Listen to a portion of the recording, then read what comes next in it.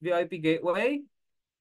So generally, we have three ways to set our MX device.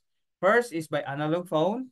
Second is by XML command. And last but not is more easier is a web GUI. So we have a very easy user-friendly web GUI and we advise to use this. However, in some installations, if you don't want, I mean, if you just want to use the analog phone, we have you can also do that. And if there are some parameters that are not supported by the web GUI, you can also do the XML command.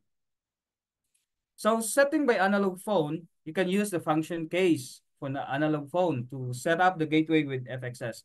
So these are the common settings. So if you want to obtain an IP address to DHCP, you can pick up the phone and dial this code, *90 hash hash hash 1 hash. And after that, you can hear the feature is now activated. Then you need to restart the device. If you want to restore to factory settings, try to use this code *911234 hash. Then you will hear a beep beep confirmation tone. Then reboot the device. If you want to change the fixed IP address, you can pick up the phone using the *90, then the IP address, the hash subnet mask, then the hash gateway IP, then hash sign, then 0, then hash. So say for example, you want to set IP address of 192.168.3.5, subnet mask of this one, and default gateway address of this one. So you need to dial *90, then 192, then this one is instead of dot, use the star. So 192 star 168 star 3 star 5 hash 255 star 255 hash 0 star 0 hash 192 star 168 star 3 star 1 hash 0 hash. So after that, you will hear a beep confirmation, then reboot the device. So the process is just simply pick up, then press the code, then hear the confirmation tone. Now, if you want to set by XML command, you need to log in by administrator, then input the execute XML command. So here, say for example, this is the command syntax, this is the IP address, then this is the method, XML method, XML, and then you need to set this, config, set, ID number, and the value. So say for example, you want to set ID 215, do like this. After that, you can see it's set and config, right? So if the status here is okay, it means it takes effect immediately. It says here restart, you need to restart your device. If you say here fail, it means that I mean, you are not plugged in as administrator. Okay, so that's how it goes for the XML command. And the easiest way is to configure the device to the web GUI. Okay, you need to open the browser and enter device IP address. HX4G MXHG default IP is 192.168.2.218. MX60E and MX120G default IP is 192.168.2.240. So you need to advise that you need to use the Microsoft Edge, Google Chrome, and Firefox web browser. So after that, you need to log in as user as admin. So by the way, there are two authority levels for our gateway, admin or operator. So administrator, you're allowed to make changes, any configuration. For operator, you are only allowed to browse in configuration pages, but you cannot do any configuration. So here, you can enter the default password. This is for MX60E. Then input the CAPTCHA and click login. So by the way, if you want to log in multiple admin, we can do that. But others, well, after you log in, others may only browse. So there's a displayed as viewer on the web GUI. Okay, so after that, this is the web GUI overview. So here, this is the general information display. This is the device name, and it shows that you're the admin. Yeah, this is what I say. If there's another admin, this one will become viewer. So here, this is the alarm status, and At the other side, we have the general operation bar for the device information. And you can also make comments or feedback, then click reboot, then click to log out. This one here is the menu bar. We have two level menu structure. This is the upper level. So once you select this basic, then it will pop up here the sub level, sub menu level. Say for example, basic. You can see the status. You can see the network, VLAN, system, SIP, NGCP, FOIP, and alarms. So you can do the configuration here. So basically, you can modify all the parts here if you're the admin. So there's no problem. And the first thing to do is you need to make sure that you can also set the static IP address, which we are also recommended to our user. Yeah. So here in the basic network configuration, you need to set the static IP, set the fixed IP address on the MAC, then set the IP address, subnet mask, default gateway IP address, and primary DNS and secondary DNS server. Then, of course, you need to click save. The next one is a basic SIP configuration. So for the basic SIP configuration, yeah, you need to fill in the register server and the proxy server, then you can click save. So by the way, for registration, there are three different registration scheme. That's per line, authenticate and register per line. We have also per gateway. You can authenticate and register per gateway, and we have the other one is per line and gateway authentication. So you can select the three. So here we select three, then you can click save. Then basic system configuration, you can do also the select and enable codecs, choose the DTMF transmission method, fill in the DTMF or on-off time, then click save. Then you can also configuring the system time. So here the system time is that um, you need to set this. This is for the time and timestamps. This is very important for any logs getting purposes. And of course, you can also set the correct time zone in regards to your region. Then click save. Then you need to set the caller ID detection mode. Select the caller ID detection mode that is refer to your, of course, to your country or to your region. If it's ring, after ring, you need to set that to after ring. Then click save. Then we need to configure the digit map. So again, digit map is very important. It defines the dial plan of your device. And you can carefully set up this. So this is just an example. So for overseas, only the last part go down, that's one. But this one is regards to the customer requirements. So if, say for example, the first part, this one, it means that the device terminates receiving digits after, after the input 12 digits, right? So after there are 12 digits here. So after 12 digits with 0, 1, this is 3, 4, 5, 7, and 8. Then we have the following digits. So after 12 digits, the device terminates receiving that. Yeah, say for example, this one, it will terminate after receiving 11 digits starting with 010. And this one, terminate after receiving 11 digits starting with 02.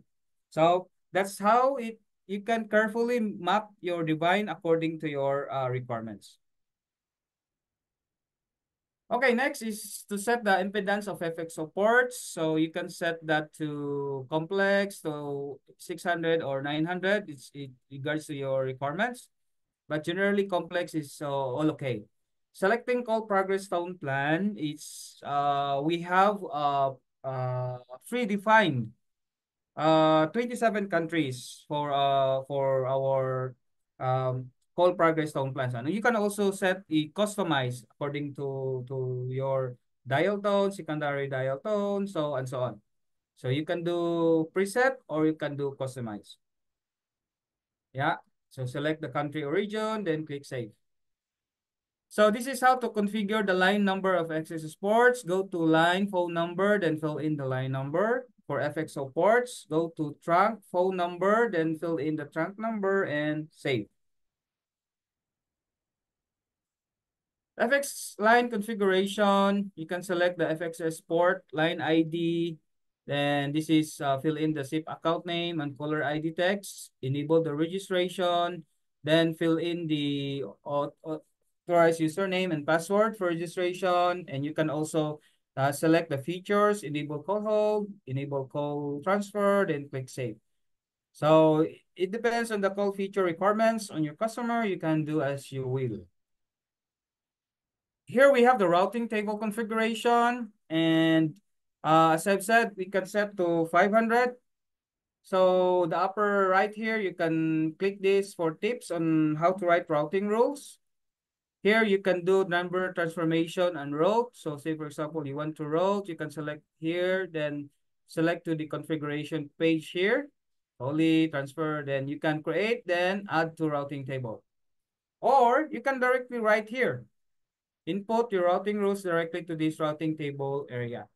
Okay, let me show you an example for that to make you a basic example of call routing.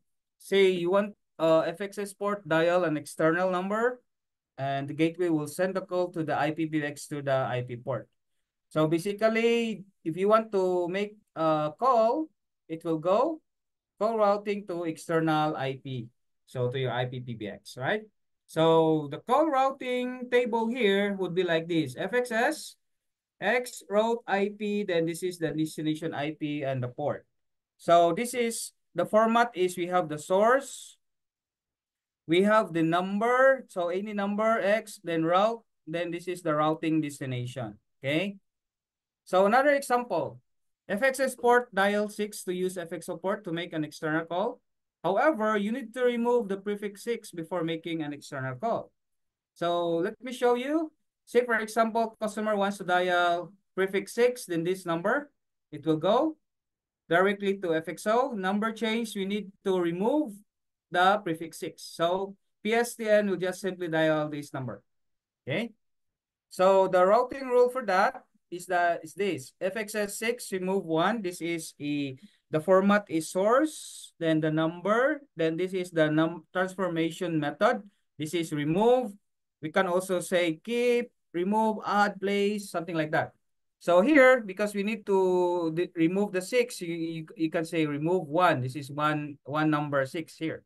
Then route that to FXO. This is for the routing destination. The source with having a prefix 6, route to FXO port. Or receive from IP, any number route to FXO port. Yeah, code number, remove the 6. Okay. Okay, another last example for that is that if gateway access a IPPBX branch, local calls on the branch made through the FXO long distance calls are made to the IPPBX. So local calls 02 starts with 02, go directly to FXO, right? Then remove the 02. Or long distance call starts with 0 with this number, go directly to external IP and go to the IPPBX. This is the IP address of the IPPBX. So the routing rule would be like this. FXS, we need to remove, right, the 0 to 1, remove the 3 digits, okay? Then FXS 0 to 1, route to FXO. Then all the incoming calls from IP with any number route to FXO. Then we have the FXS route to, yeah, this is for the long distance call, starts with 0, and route to the IP PBX side. Okay? So that's how we wrote the routing rule. And as I've said, we can write as many as 500 rules in our VoIP gateway. Yeah, this is to remove the 0 to 1 on the FXS.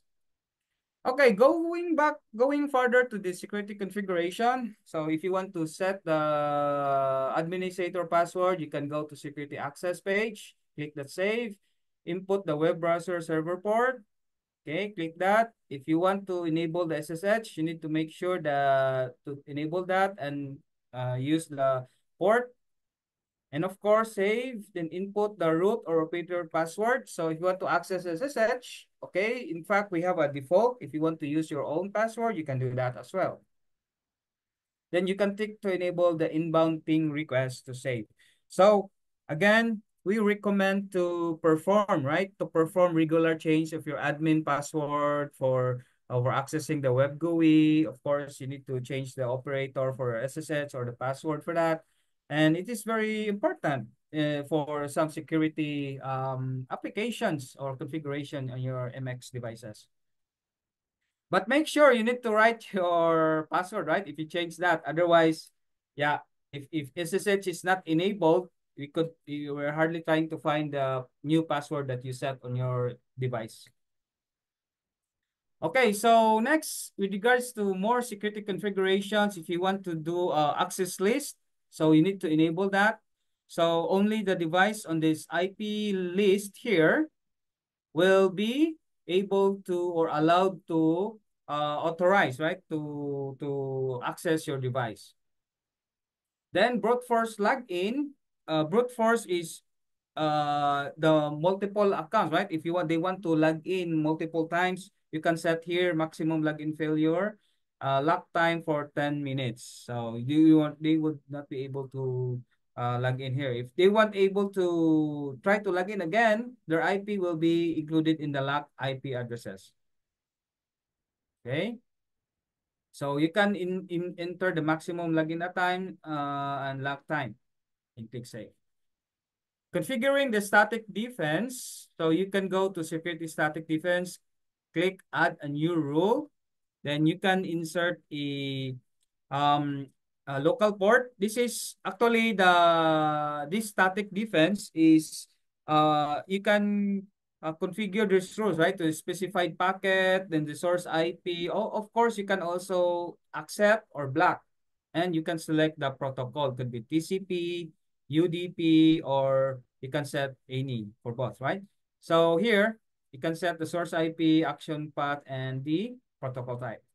For dynamic defense, this is to defend against DOS or DDoS attacks, right? So we need to make sure that we can prevent from our devices having those or DDoS attacks. So actually, this is very common, and you can set the local port and set the protocol type and the maximum packets per second. So if you have set 300, so anything above the threshold of 300, so those IP address will be go to the block IP addresses. So they won't be able to access the device. Then you can also set the voice security. Yeah, here you can set the trusted IP to allow any or far-end SIP servers when FXO is connected. Yeah, this we have here the definitions here. So you can do as well. And of course, you can do the encryption. So yeah, again, you can set the IP address and click save. Then select the encryption method here for the encryption, security encryption, then click save. Then for the advanced media stream configuration, it's also important to set the minimum RTP port. So usually we recommend to be equal or slightly greater than the 10,000 limits that we set here. So each phone will occupy RTP or the RTCP ports. The maximum RTP port is advisable to be greater than or equal to 2 times the number of lines plus the minimum RTP ports, right? So you can, as much as possible, get this value, the 2 times the number of line plus the minimum RTP port. Then click save. So how to configure NAT traversal on MX gateway? So our gateway supports several mechanism for MAT traversal. So usually static, we have a dynamic and a static NAT, right? So you can select as a dynamic or static NAT here. So usually um, it is necessary to perform, right? Port mapping when you select dynamic or static NAT here.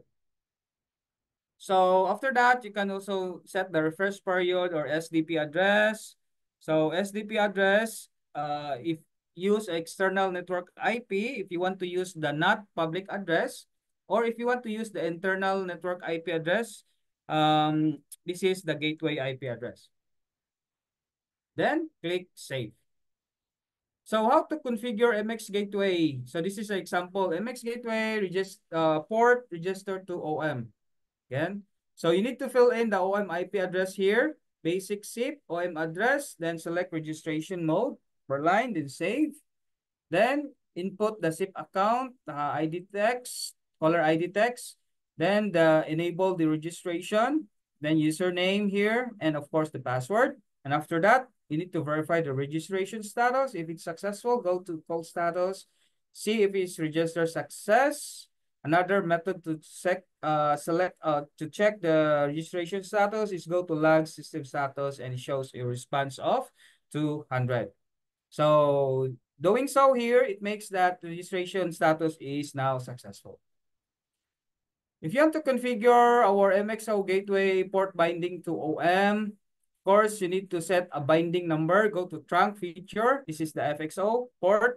So you need to create a binding number. So say, for example, 888, handle to binding. Then set the routing rule. FXS from source 888. This is the number route to the IP of the OM. Then on OM side, go to per trunk. This is the IP of your MX. Then this is the binding number. Then you can, then you can save that one. Then after that, go to OM. You can select the outbound dialect with prefix. So if you want to set prefix 7 to use the trunk 888, so you can set that to prefix 7. So this is for the trunk on the OM. If you want to use prefix 9, use the trunk on the OM. Okay. So another one is you want to set the remote MX gateway FXS to OM, not traversal service. Again, we have mentioned this on the previous training that our OM offers P2P traversal. This is added services. Just simply avail our services and enable this one. And you can see this connection status. And you will have external terminal register for external terminal. This is a unique generated domain name for the SIP extension registration or for the MX line registration. So after that, you have the those register server, fill in the register mode here and copy the domain name for registering the extensions on your FXS gateway, and click save. So the same procedure, SIP account name and password, and verify the registration status on call status page. See if that is register success, and have here to make sure the log system status is the response is 200. Okay, so I think